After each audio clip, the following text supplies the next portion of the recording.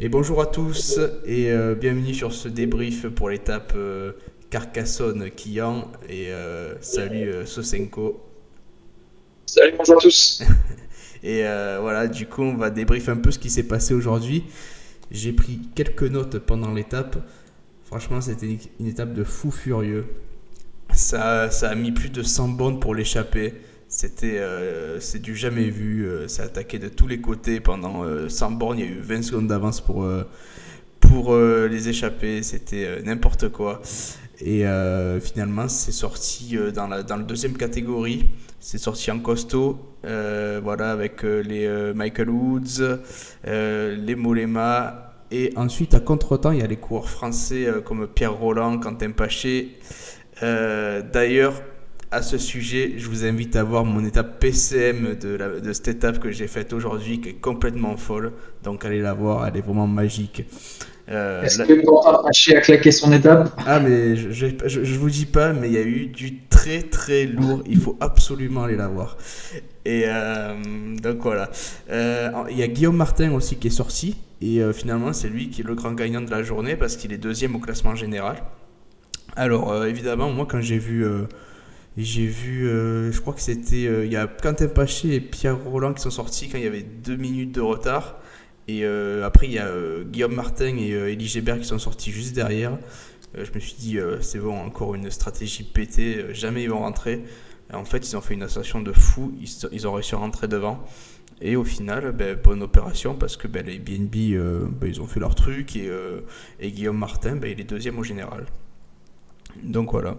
J'ai regardé un peu les cotes et ils se sont pas trop enflammés les books comme il avait fait avec O'Connor. Du coup, voilà, on a sur BetClick, on a une petite amélioration pour les vainqueurs sans Pogacar, Uran à 5 et Carapaz à 5, tous les deux maintenant. Du coup, toujours bien. Parce que je pense que Guillaume Martin, il fera pas dans les Pyrénées, Sympa à quoi. prendre ça quand même. Comment? C'est sympa à prendre comme cote. Ouais, ouais, ouais. Ouais, en plus, à 5 les deux, moi j'ai eu 4,5 et 5 mais là c'est un petit peu mieux. Voilà, un grand Bok Mollema, belle attaque. Il a fait du Mollema comme à l'époque, comme on aime, très solide. Et puis, ouais, comme on disait en off, vraiment, c'est souvent là, ces attaques-là, quand ça se regarde. Les mecs qui roulent bien là comme ça, qui sont capables de faire 30 ou 35 bornes tout seul, ça va quand même souvent au bout, je trouve. Et voilà. Et le plus fort, souvent il va au bout. Je crois qu'on a eu zéro arrivée sur un petit groupe. On a eu que un sprint massif sur les étapes de sprint ou soit une victoire en solitaire. Mais j'ai pas le souvenir. Je sais pas s'il y en a eu une. J'ai pas le souvenir d'une arrivée sur un groupe entre 2 et 10 personnes, quoi. Ouais, c'est vrai, ouais. Mais franchement, gros GG à lui parce que c'est vrai que ces scénarios, ça paye assez souvent. Surtout quand on roule bien comme lui. C'était vraiment un très très bon spot à prendre. Ouais, Et parce que en plus derrière, c'était pas n'importe qui quand même. Il y avait des sacrés rouleurs et il a réussi à bien résister. en plus, il savait très bien que si ça arrivait au sprint, il y avait Higuita, il y avait Omar Fraile. Allez. Ouais, c'est des très bons punchers, des très bons sprinters.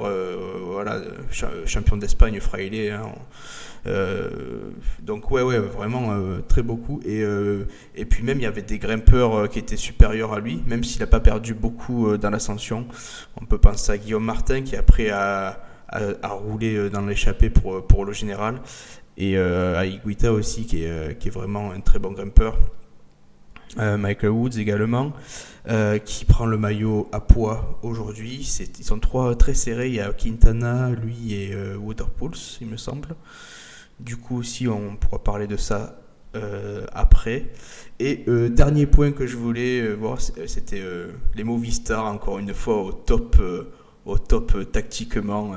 Vraiment, on dirait que le directeur sportif, c'est un enfant de 3 ans. C'est assez impressionnant. Ils font tout à contre-temps. Ils roulent quand ils doivent pas rouler.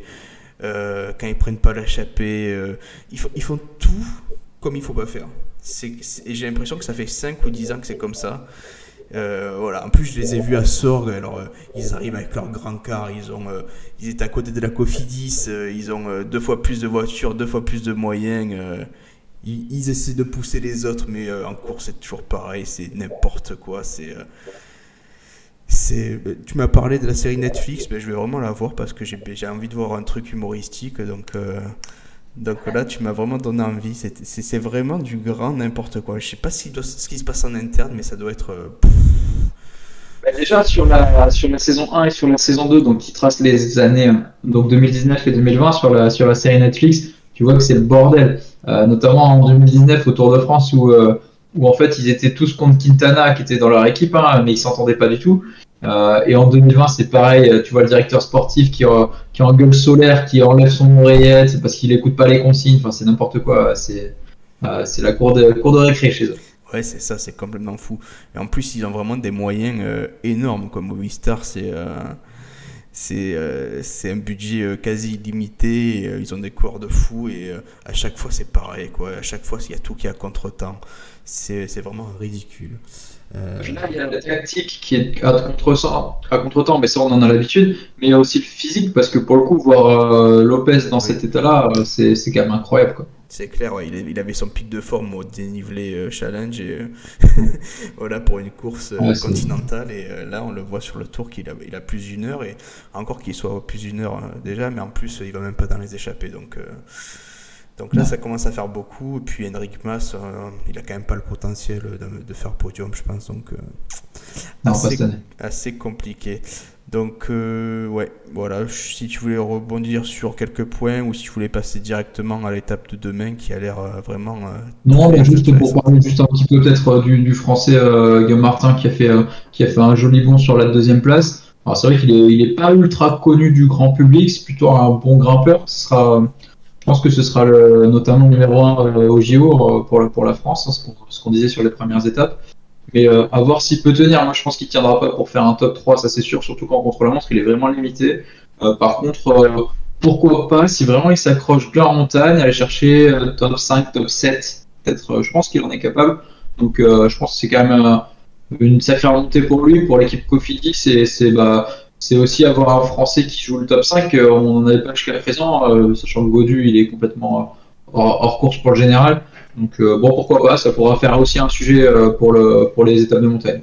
Ouais, et une petite anecdote là, au départ de Sorgue, j'ai passé la plupart de mon temps à côté du camion Cofidis. J'ai un peu parlé aux coureurs, à Cédric Vasseur. Et j'ai eu un peu de chance aussi parce il y a les managers Cofidis qui sont venus. Et ils parlaient avec Cédric Vasseur et Guillaume Martin. Et ouais, donc l'objectif, c'était ils avaient un peu le cul entre deux chaises, entre une victoire d'étape et un top 10. Et Vasseur a dit que c'était plutôt l'objectif, un top 5. Donc moi je me disais que c'était assez étonnant, mais là c'est vraiment l'objectif, c'est top 5 du Tour de France, en plus avec cette échappée. Voilà, ouais, en plus les corps Cofidis, tous très sympas, ils sont très ouverts, donc ça c'était plutôt le bon point, au contraire des Movistar qui étaient juste à côté. Mais, mais voilà, franchement un petit top 5 de Guillaume Martin, ça ferait plaisir, et puis une petite équipe comme Cofidis, en plus je vais vous faire une révélation, c'est vraiment mon équipe préférée française. Et en plus, il y a Brian qui va signer là-bas l'année prochaine, alors c'est encore mieux. C'est officiel. Brian chez Cofidis avec Tu la renies porte. les BNB Hotels. Comment? Tu vas renier les BNB Hotels. Ouais, ouais, mais en fait, j'ai jamais. J'ai toujours bien aimé BNB, mais Cofidis, ça fait longtemps que je les aime bien. Et c'est parce qu'il y avait Brian, mais là, en plus, il va chez Cofidis, alors là, en plus, avec la porte que j'aime bien. Ça va faire une bonne équipe pour le sprint et en montagne toujours pas mal avec Resso Serrada et Guillaume Martin donc à fond et Anto Pérez aussi très bon grimpeur du coup allez Une Cofidis. question là, qui me vient comme ça en t'entendant sur tes coureurs préférés. Est-ce que tu serais pas un petit peu fan des coureurs qui ne savent pas gagner? Exactement, c'est ça. C'est ouais, c'est le petit poussé comme on dit, c'est ça, c'est vrai que même un Christopher Froome me paraît beaucoup plus sympathique maintenant qu'avant. Mais ouais, moi j'aime bien ce genre de coureur. Voilà, bon, mais bon, il en faut pour tous les goûts. Voilà. Donc. Et toi, tes coureurs préférés, si on part par là? Bah écoute, j'ai pas forcément, je pense que je suis assez neutre pour le coup, mais Julien Lafilippe quand même, c'est le sang avec ce qu'il a fait au championnat du monde. Les frissons, même l'étape qu'il gagne à Nice l'an dernier, franchement, les frissons, non, tout ce qu'il peut faire. Mais sinon, pas forcément. Quand j'étais petit, j'étais fan de Vinokourov avant qu'il se dope. Enfin, il se dopait déjà, mais avant qu'il se fasse choper, quoi. Mais j'aimais bien quand il partait tout seul, là, quand il gagnait, qu'il avait gagné sur les champs ou sur la promenade des Anglais, là, c'était pas mal. Mais non, ouais, globalement, Julien, j'aime beaucoup ce qu'il fait. Ouais, moi aussi, Julien, il est clairement dans mon top 3 des coureurs préférés, donc au moins j'en ai un qui s'est gagné. Et puis, si on C'est part clair. sur les vieux coureurs, moi c'est Laurent Jalabert, grand coureur de classique et vainqueur de la Vuelta. Et André Hitchmil, ça remonte, c'était vainqueur de Paris-Roubaix il y a très longtemps, c'était le combat Schmil-Mousseou, pour les plus vieux qui s'en souviennent. Et moi j'étais team André Hitchmil, voilà. C'est pour la petite anecdote. C'est où c'était Quickstep déjà C'est à ça, l'époque. ouais. Ouais. Et bien André Hitchmil, il est à l'auto, d'où la rivalité. Ouais. Ok, sympa pour ce petit tour historique. Voilà, c'est ça. Bah, du coup, si tu veux, on peut passer à l'étape de demain. Je vais mettre le petit parcours. Enfin, le petit parcours. Quand on est dans son canapé, il a l'air petit, mais Ouais, ça va presque être. 200 kilomètres quand même, qui va nous amener en Andorre. On va avoir une étape avec pas mal de particularités. Déjà, il faut savoir que c'est veille de jour de repos. Donc les organismes sont bien fatigués. Il pourrait y avoir des surprises et des défaillances. Tous les coureurs se sont plaints que c'était complètement dur cette année et qu'ils étaient au bout du rouleau. La veille de jour de repos, il pourrait y avoir des défaillances, surtout qu'il va faire 30 degrés demain, notamment à la frontière espagnole. Donc il va faire vraiment une chaleur incroyable. Donc c'est la même chose, ça va avantager ou désavantager certains coureurs. C'est une étape assez particulière. C'est pas ultra dur. Les premiers cols, la montée Mont-Saint-Louis, Puymoras et le port d'Envalira, c'est pas hyper dur. C'est des montées qui sont assez roulantes quand même. Par contre, le dernier col est extrêmement compliqué dans les pourcentages. Il est un peu moins long. Il fait, je crois, 6 km 5. Mais par contre, c'est du 8 à 8-10% tout le temps. Donc, moi, déjà, je vois bien une échappée. Parce que même si la descente de la fin du premier col, enfin la fin du dernier col, elle est assez roulante, ça va être un petit peu du style de la descente du Mont Ventoux. C'est pas hyper accidenté, donc ce sera pas un super descendeur qui va gagner, mais moi je pense que ça suffit pour que Pogacar dise c'est pas l'étape qu'il me faut. Je pense qu'il va plutôt en claquer une au sommet. Donc à mon avis ce sera une échappée, et je vois plutôt une échappée pas forcément de pur grimpeur style Miguel Angel Lopez par exemple, mais plutôt de grimpeurs rouleurs, de grimpeurs puissants. Euh, voilà pour ma première analyse. On sortira peut-être des noms tout à l'heure, mais en tout cas, voilà. La chaleur, la veille de jour de repos et des cols qui sont quand même assez roulants, mis à part le dernier. Donc, peut-être voilà, avoir des rouleurs grimpeurs puissants qui peuvent aller dedans. Ouais, peut-être le doublé pour Bauke Mollema, du coup. Parce que. Eh ben, tu vois, moi, je pensais à un autre doublé, celui de Wout van Aert. Je pense Ah qu'il oui. faut y penser. Je sais pas combien il est, j'ai pas regardé les cotes. Mais, euh, mais tu vois, visiblement, ça fait 2 jours qu'il se cache. Il aurait pu y aller aujourd'hui, hein. C'était plutôt bien tracé pour lui. Il est pas allé. Il n'a pas fait le sprint contre Cavendish, l'étape d'hier.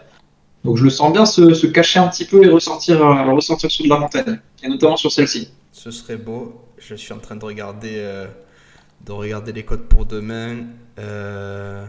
Sur Unibet, c'est sorti. Alors, ouais, Pogacar favori à 8. David Gaudu, bon, là, c'est un passé Parce que Dieu, c'est sûr qu'il va y aller sur une des étapes s'il s'est remis. Est-ce que c'est pas un peu tôt? Peut-être qu'il va attendre le jour de repos quand même, de vraiment se refaire la cerise et pour partir sur une étape, sur les étapes du col du Portet ou du Ardiden peut-être. Ouais. Donc, je vous affiche les notes ici. Voilà. Donc ils le mettent à combien, Vandar, tu vois?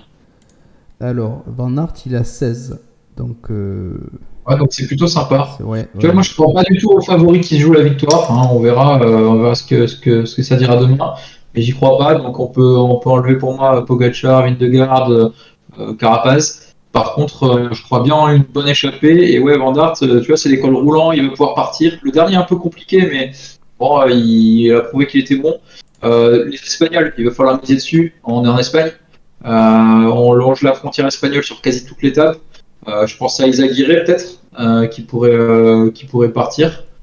Si t'en vois d'autres, peut-être, Higuita est espagnol, il pourrait retenter sa chance, mais peut-être Peyo sinon. Bilbao, à voir. Ouais, puis Bilbao, voilà, Izaguirre et Bilbao, ça pourrait être des cartes à jouer pour eux. Ouais, c'est vrai que c'est ce type de coureur, je pense, qui peut tirer son épingle du jeu. Et justement, je regarde un peu ce qui. Ouais, après, Il y a un autre. il y a les favoris. Il y a Quintana, mais je le vois pas trop en forme. Non, Quintana, il en claquera pas une. Quintana, pour moi, le maximum qu'il puisse jouer, bah, d'ailleurs, je le disais la dernière fois, c'est le maillot à poids. Et encore. Et encore, je suis pas sûr qu'il est, parce qu'il est vraiment juste. Il a pas le niveau pour moi, et surtout pas pour claquer une étape. On l'a vu la dernière fois, il s'est rangé sur le côté, sur le dernier col. Par contre, on pourrait légitimement croire que Julien Alaphilippe, il pourrait retenter d'y aller, parce qu'il habite en bas du col, du dernier col. Donc c'est un col qu'il fait tous les jours à l'entraînement, il le connaît par cœur.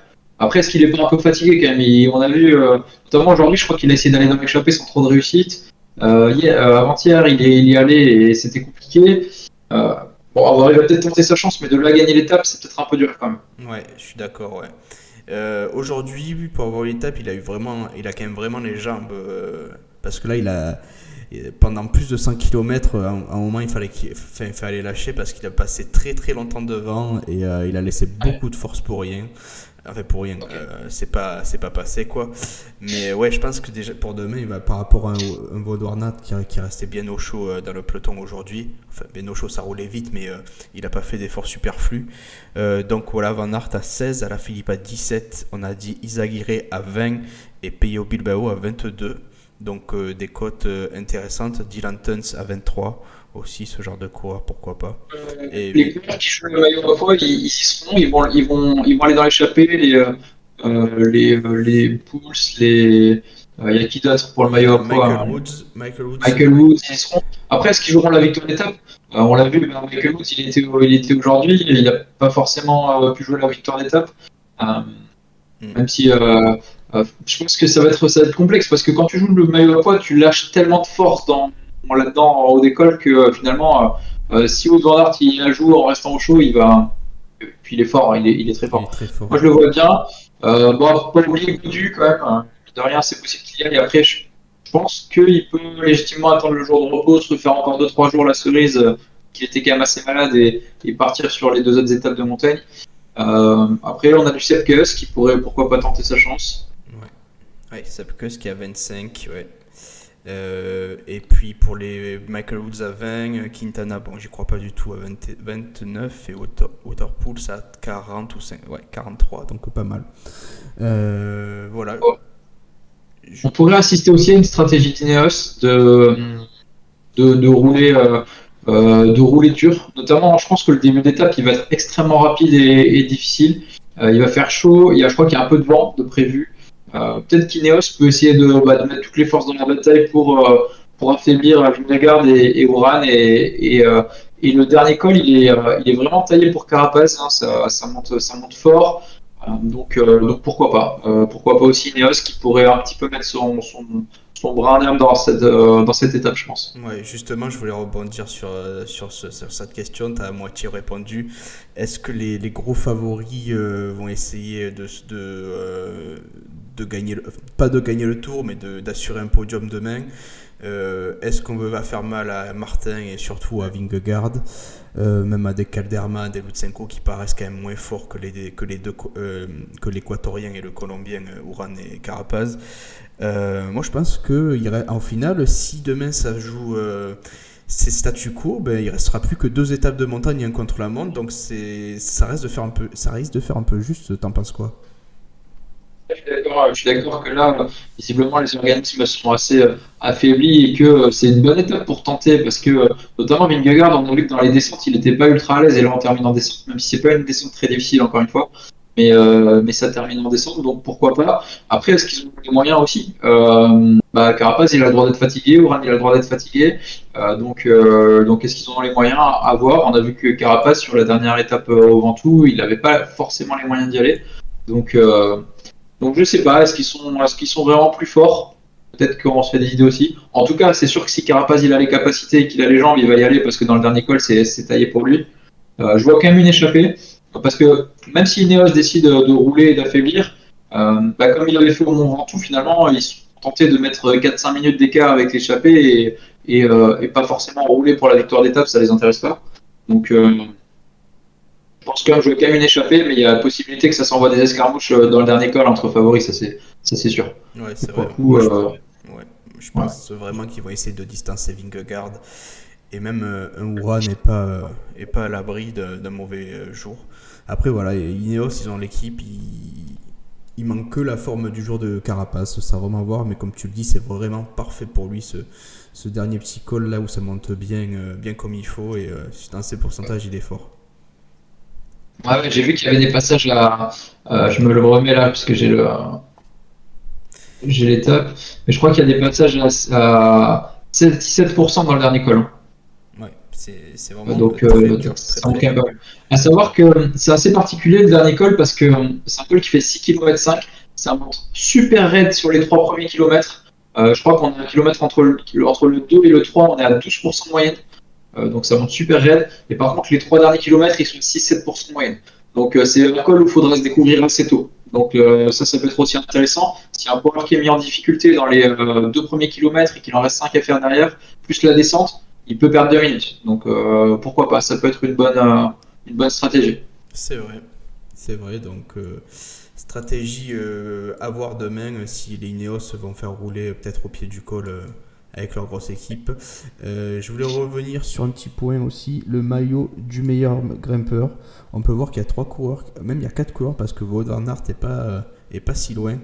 Donc, ouais, ils sont tous à 10 points à peu près. Là, c'est Michael Woods. Les cotes, c'est 3,25 Woods. Pogacar aussi, qui est pas très loin, qui est à 5,50. Nairo Quintana à 5,50. Waterpools à 13. Et Wout van Aert à 13 aussi. Vingegaard à 13, mais ça, je pense pas. Et Mollema à 15. Et sur le classement, on peut voir que c'est entre Woods, Pouls, Van Aert et Quintana que ça devrait se jouer. Du coup, Waterpools à 13, ça me paraît plutôt pas mal. Après, est-ce que Tu m'as dit qu'il était à combien Woods il a 13 aussi. Non, Michael Woods, il a 13 pour le maillot. Non, il n'est pas à 13 pour le maillot de la montagne. Si, Wout van Aert, si. Non, Michael Woods. Ah, 3,25. 3,25. Moi, je trouve que c'est une très belle cote, 3,25. Ce soir-là, à l'arrivée, il a dit que c'était vraiment une énorme fierté de porter le maillot à poids. Et je le vois bien aller au bout. En tout cas, il a la capacité dans les montagnes plus que Quintana. Je pense que Van Aert, il ne le veut pas forcément. Pogacar non plus. Donc, ouais, je pense que Waterpools, c'est une belle cote. Mais Michael Woods, grand favori selon moi. Ouais, c'est vrai que 3,25, c'est assez safe. Peut-être bet une grosse partie sur Michael Woods et assurer couvrir sur Waterpools, qui sont les deux, je pense, qui ont les capacités et qui veulent le jouer surtout, parce que Pogacar et Wout van Aert, je pense qu'ils pourraient le jouer. Mais à part si Wout van Aert nous fait comme au Ventoux et qui part de loin et qui passe premier sur tous les cols, à part dans ce scénario, je vois pas un cas où il va le jouer, quoi. Non, plus Quintana, comme on l'a dit, je suis pas sûr qu'il ait les capacités de le jouer. Donc, ouais, j'aime bien ce que tu as dit, effectivement. Je te suis sur ce coup-là. Ça marche. Ben écoute, on a fait un petit débrief de quasi 25 minutes. Du coup, je pense qu'on se donnera rendez-vous avant l'étape il y a la journée de repos. Après, il y a une étape assez plate. Et après, je crois qu'il y a L'étape 17 qui arrive à Saint-Lary-Soulan, col du Portet. Pour moi, c'est le col le plus dur du Tour de France cette année. Je sais que tu seras peut-être pas d'accord parce que tu es un grand fan du Ventoux. Mais pour moi, le Portet, c'est encore plus dur. C'est 16 km à 9% quasi. C'est vraiment l'enfer. Et ça va arriver au sommet. Donc, ça va être une magnifique étape. Donc, ouais, on se verra probablement avant cette étape-là. Il y aura de quoi dire. Ouais, cette étape. Et le lendemain, il y aura l'Uzardiden où ça arrive au sommet, il me semble aussi. Avec le tournage avant. Ouais, c'est ça, ouais. Du coup, ça va être assez fou. Du coup, voilà. On débriefera évidemment l'étape de demain. Et j'espère qu'il y aura du mouvement. Enfin, on l'espère tous. Voilà. Ben, merci de nous avoir suivis. N'hésitez pas à envoyer vos commentaires. N'hésitez pas à vous abonner. Et je vous dis au revoir. Allez, salut, c'est Senko. Ciao.